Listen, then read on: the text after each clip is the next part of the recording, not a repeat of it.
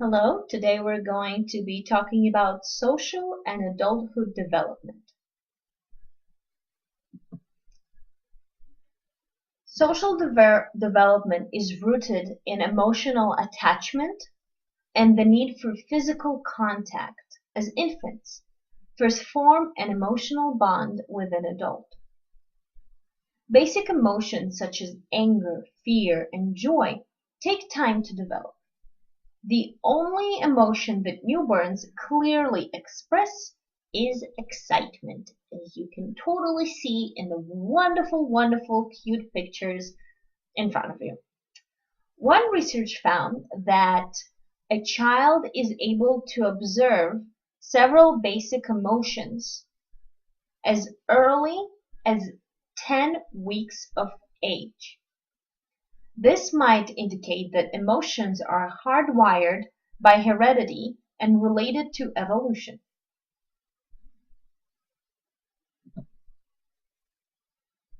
The social development um, starts with affectional needs.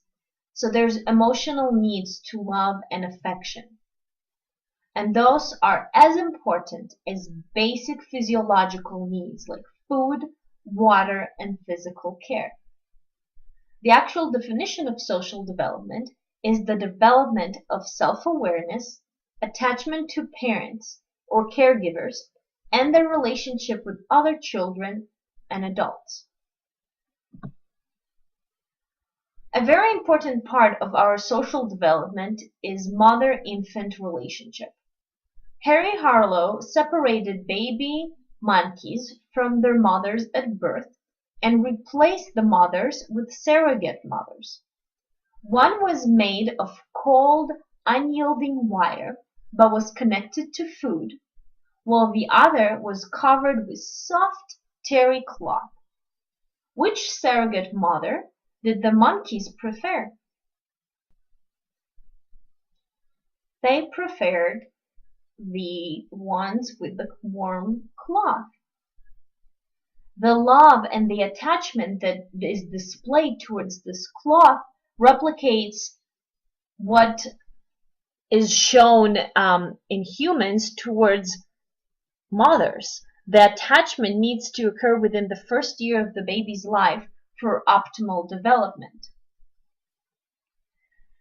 And the researchers saw it because what happened was the monkey stayed with the cloth all the time. Only when it was when it was hungry, it went to the wire one and fed, and then went back to the soft cloth mother. As I said, an emotional bond between babies and mothers are very important. And a sign that an emotional bond has formed can be indicated by separation anxiety, which is the distress displayed by infants when they're separated from their parent or principal caregivers. In other words, their attachment.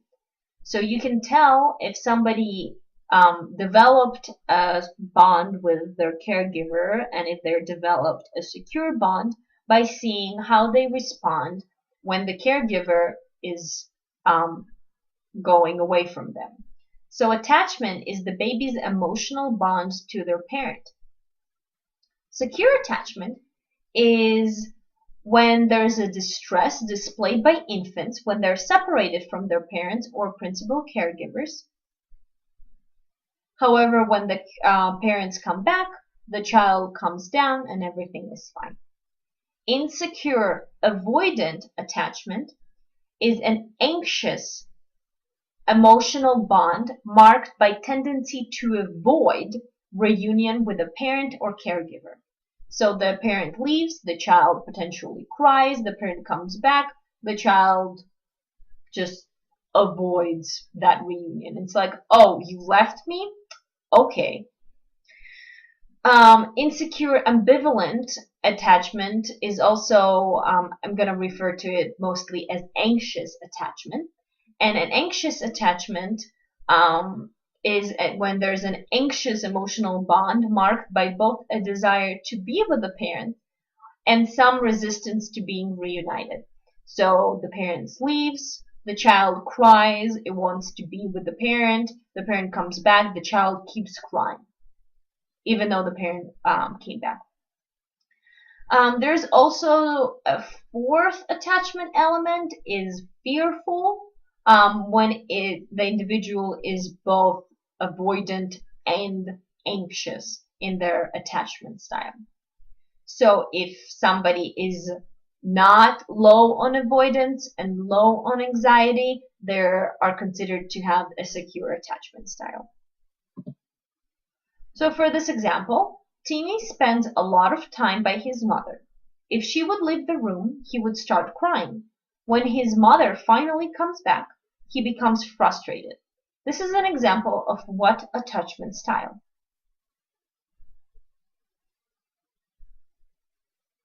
This is an example of the anxious, ambivalent, insecure attachment. Attachment continues into, obviously, adulthood. So do you think that our attachment styles with our parents transferred to our attachment styles in adulthood? So is our attachment style with our parents when we were young continues to be similar to our attachment style with our parents when we are adults? How about to our attachment style with our romantic partners when we're adults? Do you think it's possible to change our attachment styles?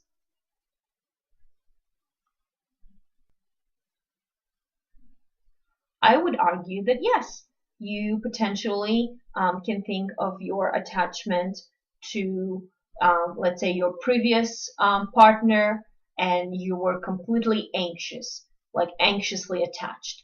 It might have been not because you have this anxious attachment to people, but it might be because you were just insecure in that relationship. That individual was very not there for you, for example, not providing enough attention or elements like that.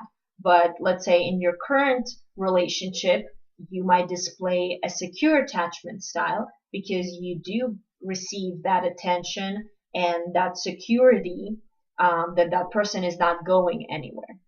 So the attachment can change between relationship. It can even change within the relationship. So it's not something constant.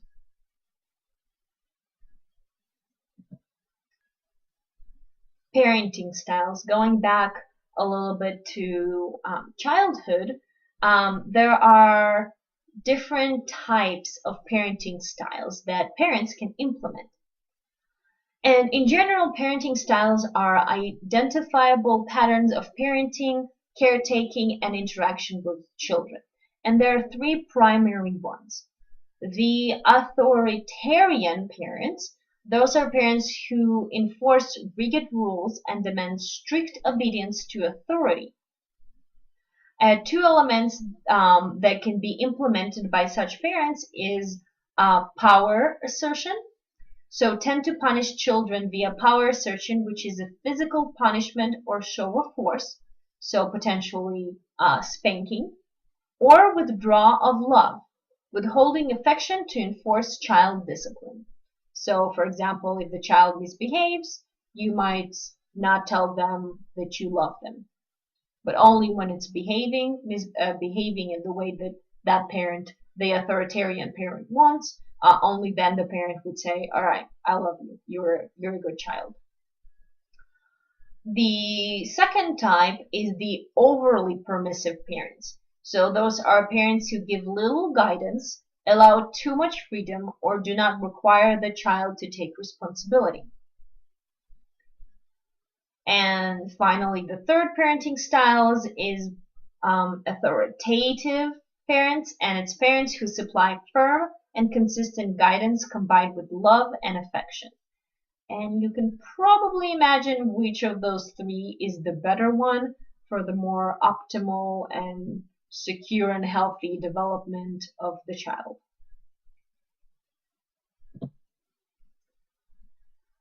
During adolescence, a person's identity and moral values come into a more sharper focus. Erikson suggested this model that in any stage during our life, there are certain kind of psychosocial dilemmas that a person might be facing with. And I'm going to be focusing more on the year stages 5, 6, 7, and 8.